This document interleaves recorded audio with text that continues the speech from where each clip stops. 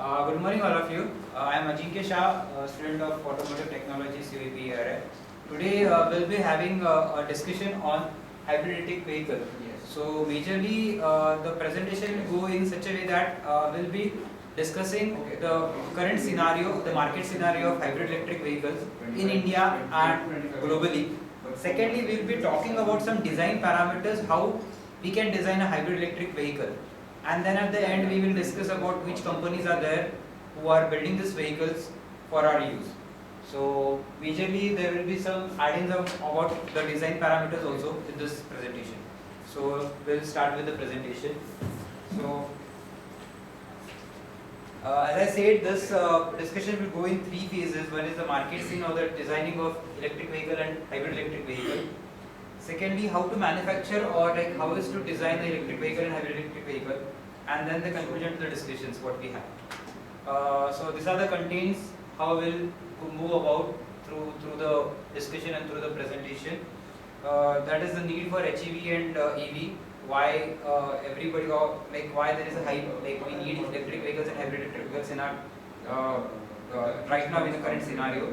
Then about the market scenario about automotive. This automotive market scenario will be comprising of total vehicles, won't be divided into electric and hybrid electric vehicles. Then we have electric vehicle and hybrid electric vehicle market scenario, that is a separate percentage of how much vehicles are there in total. Then what are types of electric vehicles and hybrid electric vehicles which we have in market today.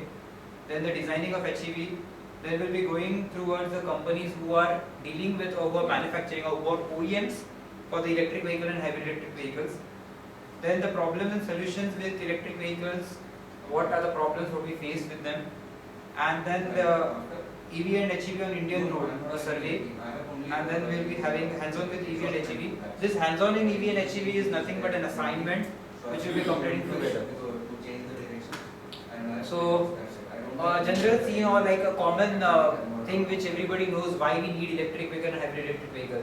The major reason is the common vehicles or the commercial, the conventional vehicles use fossil fuels which are getting depleted.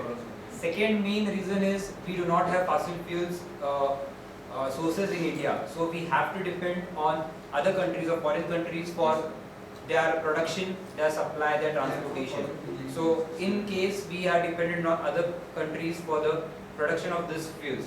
In India we have only refineries when we refine these fuels and crude oil and then we segregate them into different fuels. So majorly depletion of the fossil fuels. Secondly, the pollution caused by these vehicles is increasing day by day. We can see the percentage increase in the automobile vehicles due to which there is increase in pollution, and this pollution cannot be decreased unless we have some firm action on it. So electric vehicle or hybrid electric vehicles do reduce pollution as they are not producing any emissions. Therefore, they can help in reducing this pollution. Then of course, like we say, there is always a change needed in the lifestyle.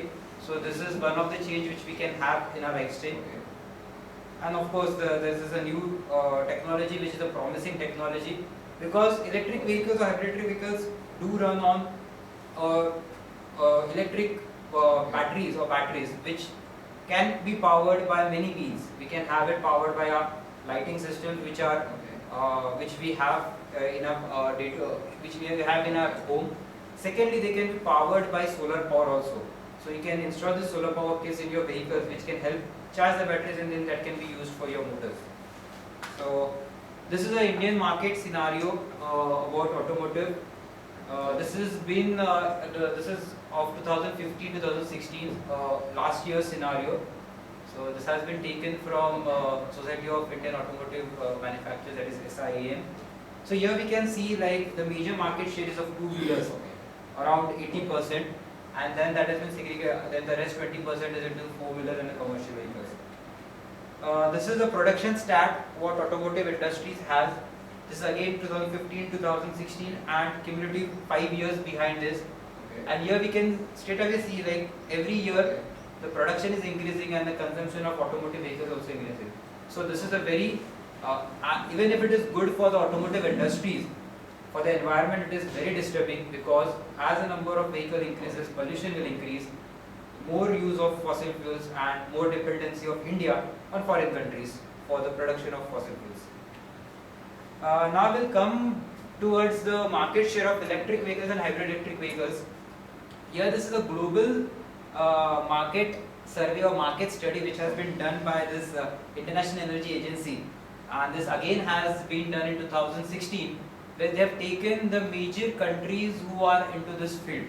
Unfortunately, if you see, till 2007 India didn't have any electric vehicles or hybrid electric vehicles when China and other countries had started. So, and even if you see the percentage of vehicles what we have is very less even today for electric vehicles and hybrid electric vehicles. This is again for battery electric cars stock by country, again it is 2015-16.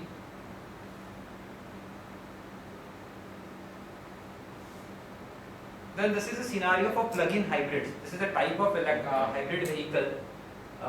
Again here, very disappointing stats where we can see till 2012 we didn't have any plug-in hybrid vehicles in India which were running on roads. This is a battery electric cars. Again this is 2005 to 15, the stats are being shown.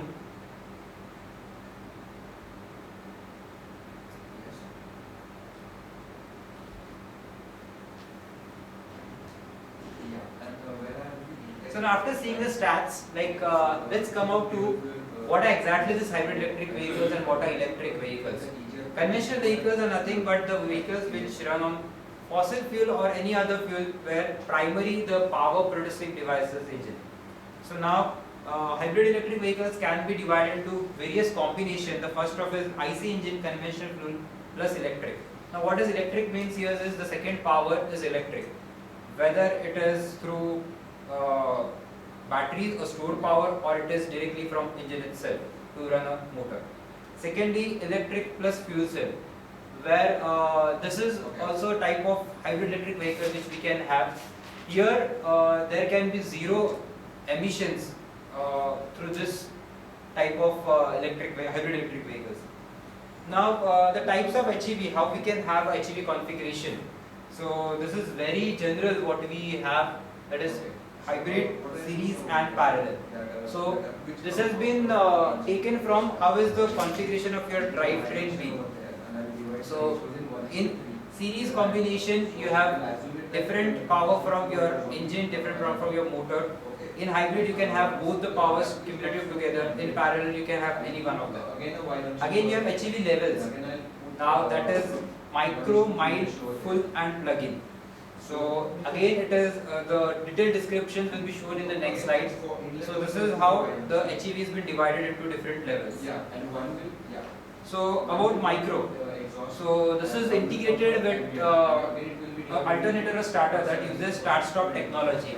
So this has been used in many of our Indian vehicles. The best seen is in the Scorpio, which we have micro hybrid, where at the signal or at the where your vehicle is stagnant for some time, then you can use this type of technology micro, where there is a positive advantage of this, like you reduce your fuel consumption rate.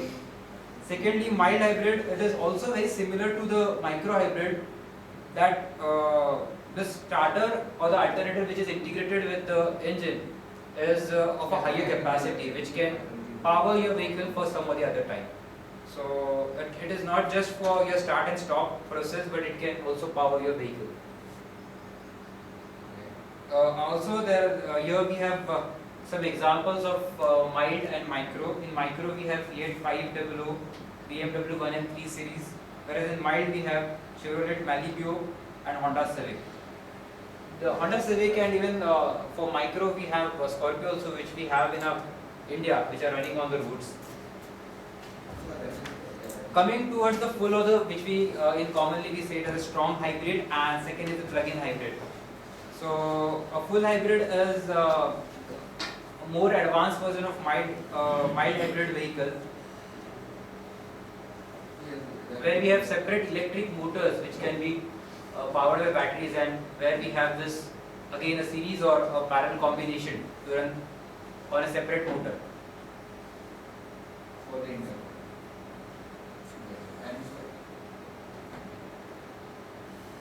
Again, we have a plug-in hybrid electric type of vehicle where the more of the power is being from electric side and not on the engine side. So this is a plug-in type of hybrid vehicles. Again, we have examples of this. For full, we have Camry hybrid and Ford C-Max. Whereas in plug-in, we have Porsche Panamera and SE hybrid. So again, these vehicles are there in global. In India, I haven't seen them. So now, after knowing about how is hybrid, like what are the types of hybrid, we'll come down towards how is HEV design, or more of how is electric vehicle design. So it is in a similar path how a conventional vehicle transmission system is designed, but here in hybrid electric vehicle we have some terminologies where we can say percentage of hybridization. So that is a very important term which we use in this design concept. Here we need to, according to the capabilities of how much electric power we have in a vehicle, we decide the degree of hybridization. So where we divide the load into two segments, where we say 80% of the load will be taken by my engine and 20% will be taken by my electric motor or electric components. Or if you want to increase the hybridization, then it may be 70-30, maybe 50-50 also. So these are the steps how we go on in designing the hybrid electric vehicle. First of all, we need to know the load.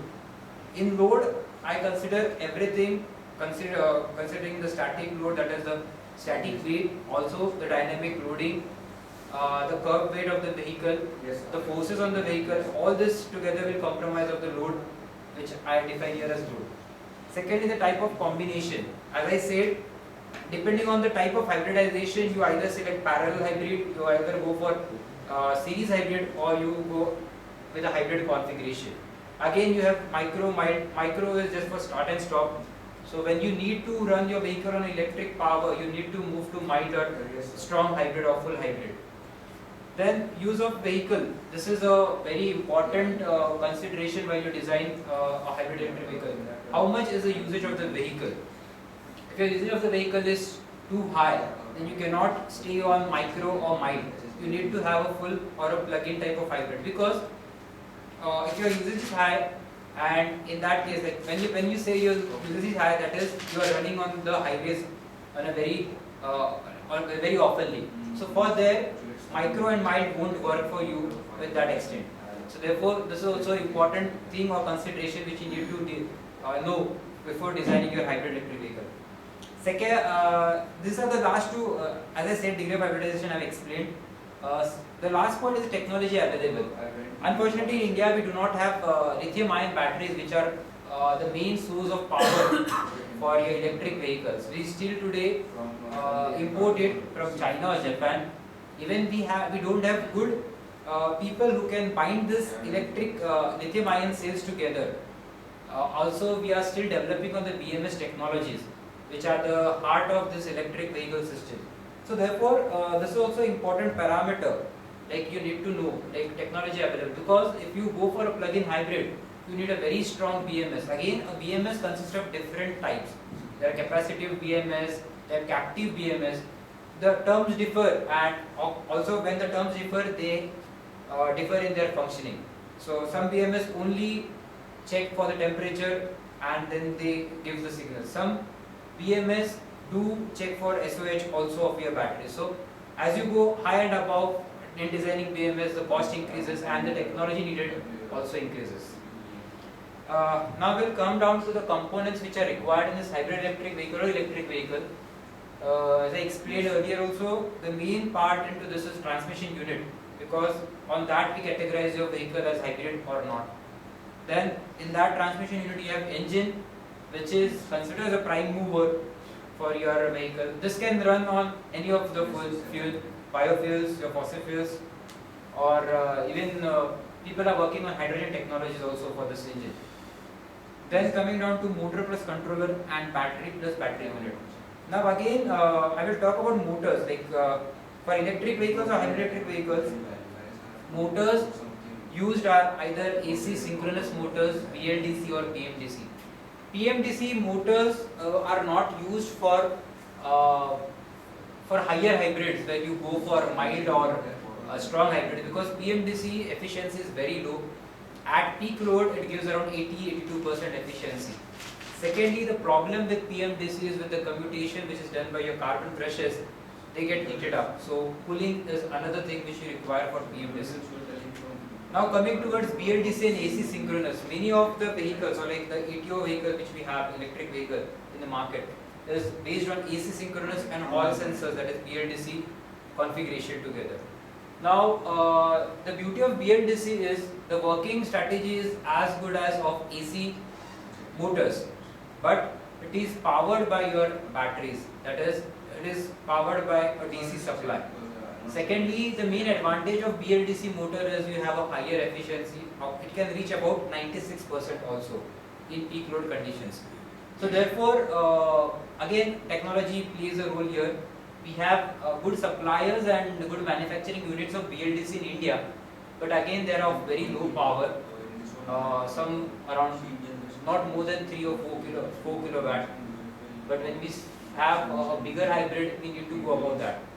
Also, AC synchronous motors, we do have technology in India, but again the efficiency is a problem in AC synchronous motors. Speaking about the battery and battery unit, batteries are the batteries used in hybrid electric vehicle and electric vehicle are varied. It ranges from lithium acid batteries to lithium ion and lithium polymer also. As I said, all these lithium ion and lithium polymer batteries are imported, and also they are not imported as a unit, but they are imported as cells, and then cells are packed in India, and then they are configured according to the ratings which we need. Again, an interesting point in this motor and controller, whenever you see a higher wattage motor, you always go for a higher voltage for it. Like for example, if I have a 400 watt motors, I may go for 24 volt supply. But when I increase from 400 watts to around 1 kilowatt or 2 kilowatt, I always increase the voltage of it. Like I go for a 48 voltage system. This is because this is an effect on your battery and battery unit packing. As you go on increasing the voltage towards your battery side, on your motor side, your battery unit compresses down, or the weight of that goes down, because the size of the battery is dependent on how much current that battery has in it. So you can easily see a 12 volt 7 ampere hour battery is a small in size, but when you go for 12 volt 12 ampere hour, the sizes increases. Even if the voltage is same, the sizes increases because the major reason is the charge density what it has. So therefore, whenever you see, this is a very interesting parameter in designing. It might be this must not be have been discussed in HEV also, but this is a very crucial parameter which you need to know while you are designing your hybrid electric vehicle or in any case your electric vehicles, because as you decrease the charge density of your batteries, the cooling problem also decreases on your batteries. Secondly, keeping the same battery size and battery density, you can have more power or you can have more range where your vehicle can travel with higher voltage system on your battery side. So this is an interesting parameter of motor. Coming down towards battery and battery unit, as I said, lithium ion, lithium polymers can be used, and actually for a complete electric vehicle they are very advantageous, and nowadays we see this batteries used in electric vehicles. I think we have discussed like the types of motors and drives for HEV. What does drives mean here? Like motor cannot be directly connected to your battery or the main supply can be run. It needs some driving unit, it needs some controlling unit, and that is what we see as drive part for your motors.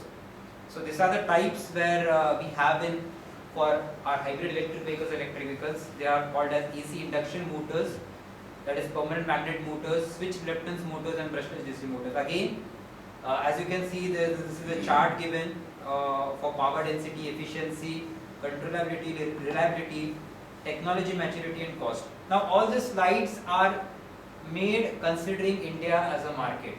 So this hasn't been made as a global market. If you see for a global market, majorly AC and brushless will be used both. But in India, we are developing, but then too we have many people who still rely on PMTC for the use of electric vehicles. So again, here on the right hand side you can see the cars and which are using which type of technology or which type of motors and the drives what they have. Again, this is the type of batteries and the controller. Now the controller here means the BMS, the battery management system, and not the control of the motor. So battery management system, as I said, is according to your wish, according to your design. How do you design this?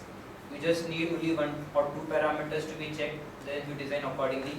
When you need your complete system to be very safe and very foolproof, then you need to have many parameters to be checked and many parameters to be integrated together to have a good BMS system. As I said, the batteries type lead acid, nickel metal hydride, lithium ion and lithium polymer.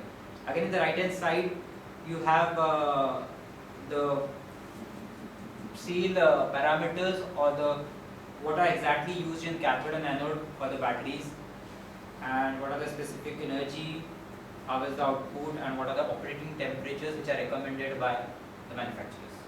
So this is also a very important term, the operation temperature, because in countries like India we have temperatures which range, in summer we have temperature which ranges from around 25 degrees to around 48-49 degrees also. So in that case, if your vehicle is traveling on a heavy load, so in that case your vehicle is taking more current, so the more energy is getting discharged. As more energy is getting discharged from batteries, your batteries are getting hotter and hotter, and in that the ambient temperature is also hotter. So in that case it is always advisable that you have a cooling system for your batteries too, because as the temperature increases you may have a problem of having malfunctioning of your batteries, or even you can have short circuits in your batteries too. So this temperature range is very important. And in older countries you have heating system for this batteries, because like when the temperatures are below minus some degrees, then you need to heat up your batteries such that the charge density gets heated up, and then you have the system working. Cummins is working on this technology for battery heating system. Might be we'll be having such systems in India too, but they won't be useful in India. Might be in Kashmir or the northern region. So these are the terminology related to control and battery. That is ampere hour capacity, specific energy, cutoff voltage, state of charge, depth of discharge, state of health, cycle life, battery management system and thermal management system. So all these parameters are controlled by your BMS system. In short, we call it as battery management system. TMS, that is the thermal management system, is also a part of BMS when you design it to a upper or a higher grade. Otherwise, you have to design TMS differently. Now, ampere hour capacity is the rating by which you order a battery. It is like you say 12 volt 36 ampere hour, 12 volt 12 ampere hour. Now, what this means is if you run if you take charge from your battery at a rate of 12 ampere, your battery will get discharged in 1 hour. So that is what it says, 12 ampere hour. That doesn't mean that battery cannot give you more than 12 amperes. It can surely give you, but significantly the time of that battery life will reduce down. Also in battery technology you have duration, like in generally we have validity for everything, like how much years a product can last. In similar way for battery it is number of cycles. Now therefore in any case, like in mobiles also, manufacturers recommend that when your battery dips down to 10% or around 12%, then only you start charging your batteries. Why this is so? Because batteries, this lithium ion, lithium polymer batteries have around 3000 to 4000 cycles life. So that is charge to discharge, that is one cycle. So you can charge discharge this cycle for around, for this batteries for around 3000 cycles. So similarly, if your battery is discharged to 50% and you start charging it, then that life cycles get reduced, and then you have lesser battery life for your vehicles, and then you say your batteries are not working properly. This is the main reason. Like this terminology or this technology is not known to people, and therefore there are problems with electric vehicles and hybrid electric vehicles. Again, when you come to specific energy or specific power, this is defined for per cell and not for per battery. You can cumulatively define it for per battery, but generally this lithium-ion lithium polymer batteries are made from cells. They vary from, they are configured in two types, that is you get a cell of 1.5 volt also, and you get it from 3.6 volt. Now when I say 1.5 volt and 3.6 volt, that is their average voltage. When you charge them, that 1.5 volt goes to 1.8, and when you charge 3.6, it goes up to 4.2 voltage also. So when your batteries, when your cell gets or reduces to voltage of 3.6, that means your battery is getting to die. You need to charge it more. Again, the state of charge, depth of discharge, state of health, all these are parameters which are related or which are controlled by your BMS system. This is a chart where you can see the specific energy, specific power for particular type of hybrid vehicles, like which vehicle, which battery you should use depending on specific energy and specific power. Now this is an interesting stats or interesting slide where you can come up to know, in India too we have many people who are working on this electric vehicles and hybrid electric vehicles. We know only few of them which are brand name like Mahindra and Honda, but there are many other companies situated in north region, in south region, who are making four-wheelers. Now here again 2W means two-wheelers, 4W means four-wheelers. You again have 3W also, where you have three-wheelers. These three-wheelers are very common in the areas of Rajasthan and Gujarat, where they are driven by electric motors. Again you have cycles also. Ampere also produces cycles which are fully electric. So these are vehicles, these are vehicle manufacturers who are certified by ARAI. Some of them are certified by ICAT to bring their vehicles into the market, and they have actually launched their vehicles, and all these vehicles you can see in the market also. Not in the Maharashtra region. Maharashtra region you have hardly any, but outside Maharashtra, in north region, in south region, you have many people who have sales.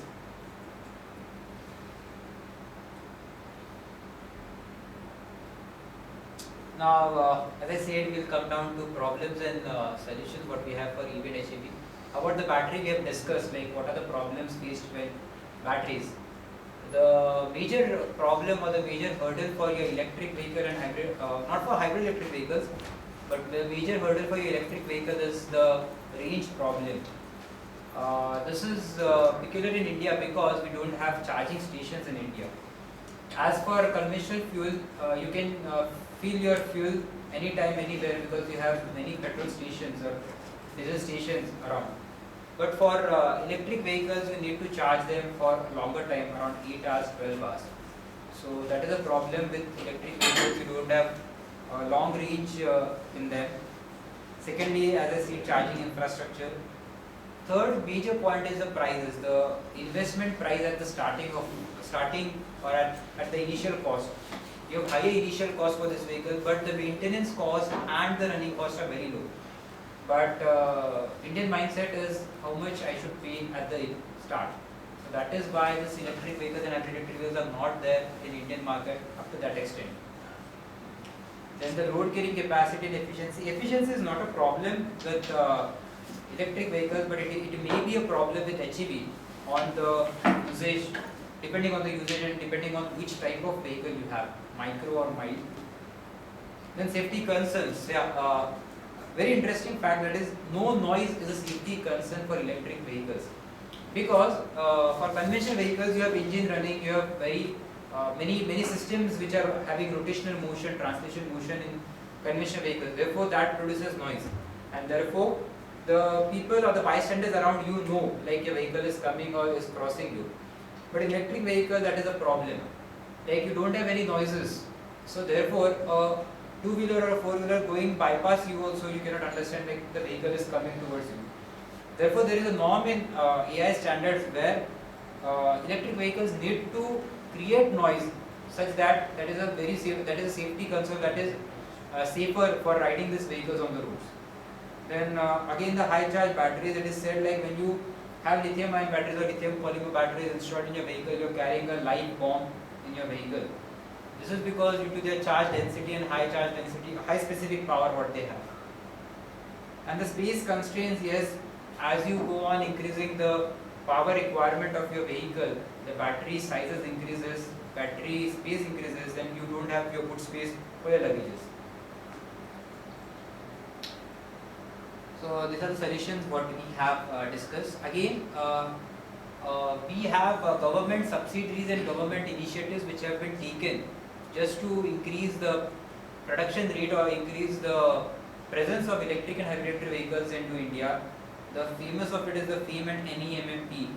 That is, this is the vision what they have. Like they need around 5 to 10% of the total vehicles converted to EV or HEV in India. But they haven't crossed this target, or like they are very behind to this target. But hopefully we can see many electric vehicles running in India very soon. This is just a stats to show like what are the subsidies given by government to the manufacturer and also towards the person who uses it. That there is a central tax concession given by government of India, central government, when you import some products, like for example, as I said, you need to import some motor parts, some battery parts from outside India. So you get subsidy on your excise duty for this. Again, if you bring some component under the name of electric vehicles or hybrid vehicles, you have concession on your excise duties. And again, when you register these vehicles with some of the states, you have discounts or you have tax reductions or tax discounts, specifically as per the norms what the state governments have. So this is a hands-on what we said, like we'll be actually designing a vehicle. It's like this is an assignment what we'll be doing together. Like this is a design methodology to convert your conventional two-wheeler to electric or a hybrid electric vehicle. Now the expected results are you just have to select a motor and battery depending on the power requirement of your electric vehicle, and the selection of transmission, that is you will suggest according to your use how you will be going for, like will it be a hybrid, will it be a series type or will it be a parallel type. So this won't take much of a time. For a motor you need to tell which type of motor you will be using. For battery similarly which type of battery you will be using, and how do you come to a conclusion like this is the power requirement for one motor. So this will be a short assignment. That's all. Thank you from my side. Any question, any doubts, you can please contact me.